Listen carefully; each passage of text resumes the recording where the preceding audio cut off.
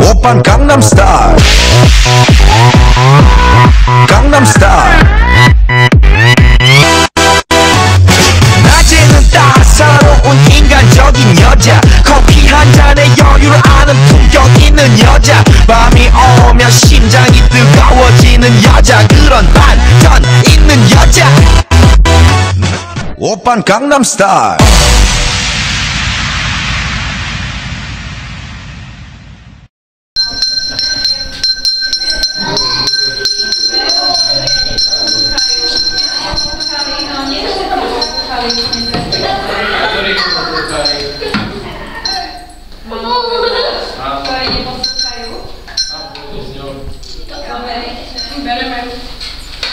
Necháme si tým, že neposlúchajú. Ešte ich skúsime trošku napraviť.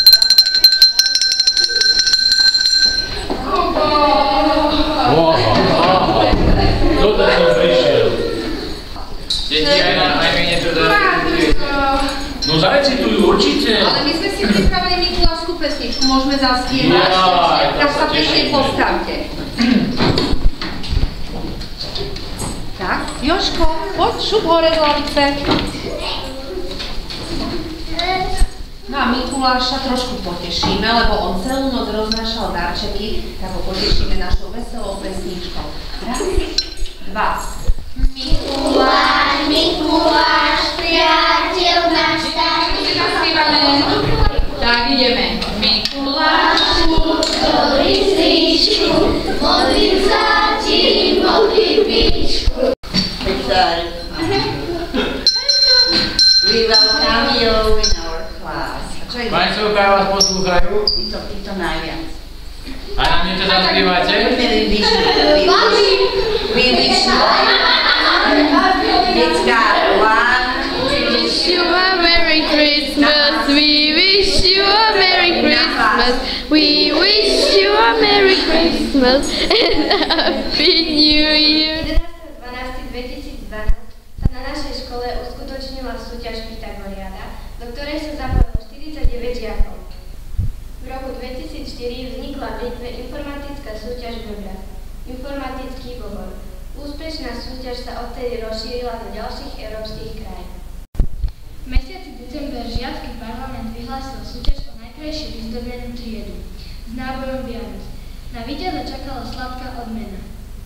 Výsledky boli: na prvom mieste sa umiestnila 9A s triednou učiteľkou Gatialovou, na druhom mieste sa umiestnila 3. a s triednou učiteľkou Magdolenovou a na 3. mieste sa umiestnila 7A s pani učiteľkou Valchodníkovou. 나는 선어해 낮에는 너만큼 따사로운 그런 선어해 커피 식기도 전에 원샷 때리는 선어해 밤이 오면 심장이 터져버리는 선어해 그런 선어해 아름다워 사랑스러워 그래 너 그래 바로 너 아름다워 사랑스러워 그래 너 그래 바로 너 지금부터 갈 때까지 가볼까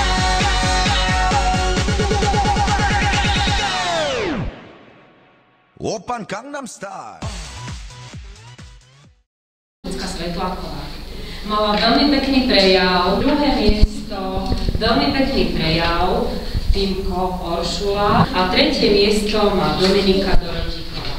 Mali sme 4 dievčatá, ktoré recitovali, Sara sa nám vyradila sama, takže prvé miesto, Kiara naozaj si bola vynikajúca, druhé miesto, Danka Šimová a tretie miesto, Barborka Moder. No a posledná tretia kategória, tak kto bol najlepší z tých najstarších? Filip. Naozaj, Filip, to bol úplný herec.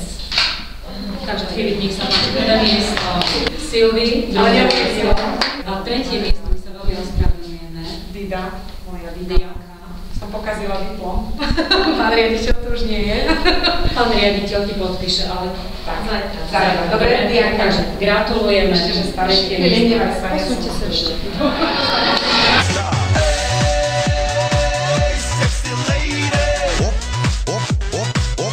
오빤 강남스타일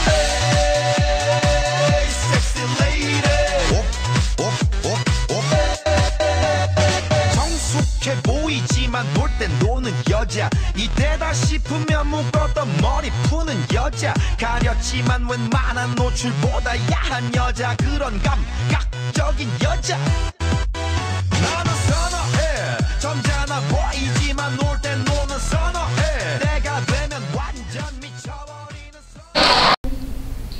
Vianoce. Tieto najväčšie a najkrajšie kresťanské sviatky v roku sa slávia v mnohých krajinách po celom svete. Ľudové zvyky a tradície, ktoré sú s nimi spojené, sa líšia od národu k národu a sú veľmi rozmanité. Na Slovensku sa Vianoce, sviatky narodenia Ježiša Krista, pripravujeme už 4 týždne dopredu. Počas tohto obdobia, nazývaného Advent, ktoré nám v sebe nesie posolstvo očakávania príchodu malého Ježiška, ľudia chodia do kostola, kupujú či pripravujú darčeky pre svojich blízkych, ozdobujú si svoje príbytky dekoráciami. Svoje nezastupiteľné miesto má adventný veniec, častokrát z čečiny, ktorá je ozdobená 4 sviecami, zodpovedajúcimi počtu adventných nediel. Umožňuje vianočnú atmosféru v období pred štedrým dňom, či už je umiestnený v byte na stole alebo zavesený na dverách. Je znamením nádej a hodnotom, ktorý prichádza. U detí je veľmi obľúbený adventný kalendár, ktorý prináša radosť a iskričky v očkách každý deň od 1. decembra, kedy si otvoria prvé okienko a nájdu v ňom nejakú tú dobrôdku. Sviatok svätého Mikuláša 6. decembra majú radi najmä deti, ktoré počítajú dni a noci, kedy od neho do svojich vylestených čižmičiek dostanú množstvo sladkých darčekov. Tie si však musia pripraviť už v podvečer predchádzajúceho dňa a dať si ich vyčistené do obloka, aby si v nich ráno našli očakávané dobroty či iné milé prekvapenie. U nás je Mikuláš známy ako bielovlasý deduško s veľkou bradou v červenom kabáte a zvykne chodiť spolu s anielom a čertom, ktorí mu pomáhajú rozdávať darčeky či čertovské odmeny. 13. december je ďalším zaujímavým dňom v predvianočnom období. Sviatok Lucie patrí do série tzv. Stríčich dní, ktoré predchádzajú Vianoce. Kataríny 25. novembra do Tomáša 21. decembra. Viazali sa tiež na Ondreja 30. decembra, Barboru 4. decembra, Mikuláša 6. decembra a Luciu 13. decembra.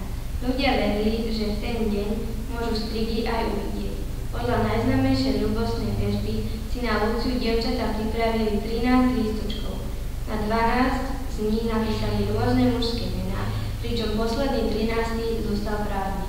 Lístočky poskrúcali a postupne počas nasledujúcich dní ich po jednom zničili, alebo spálili. Predposledný lístok spálili na štedrý deň ráno a posledný otvorili večer. Meno, ktoré na ňom bolo napísané, malo byť menom budúceho muža. Ak dostal posledný lístok prázdny, budúci rok sa dievčina ešte vydať nemala.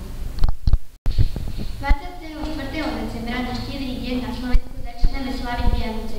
Na východnom a čiastočne aj na strednom Slovensku sa tento deň nazýva Vilia od odvodeného latinského slova, čo znamená predvečer sviatku. Najväčším sviatkom Vianoce je prvý sviatok Vianočný 25. decembra. Deň Kristovho narodenia, i keď história nevie presne učiť, kedy sa naozaj narodil. Na štedrý deň sa zvykne držať pôst, ktorý končí východom prvej hviezdy. Deťom sa vravelo, že ak vydržia do večere nič jesť, uvidia zlatú hviezdu alebo zlaté prasiatko. Kým deti chystajú vianočný stromček, gazdinky pečú, varia a chystajú rôzne dobroty na štedrovečerný stôl. Medovníčky či iné koláče majú už napečené niekoľko dní dopredu.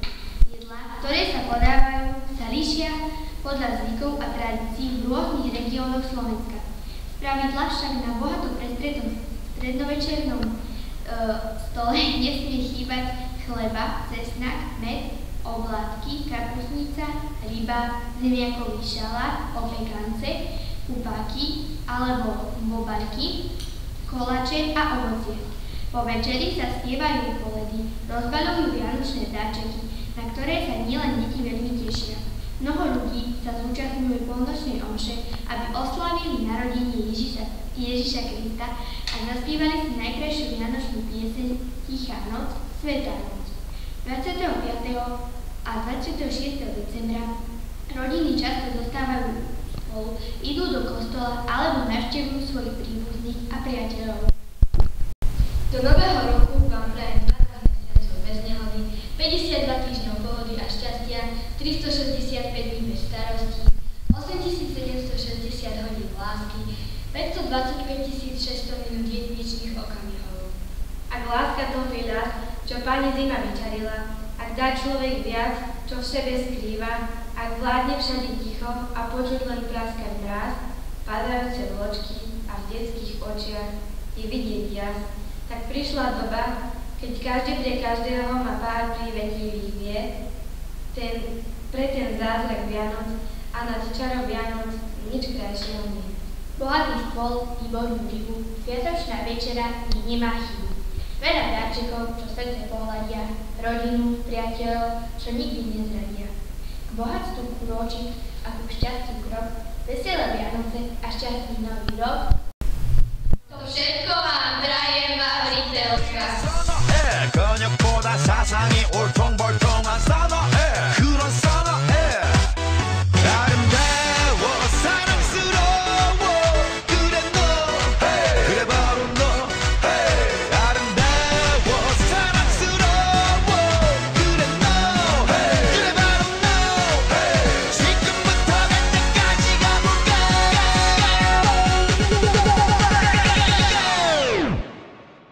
오빤 강남스타일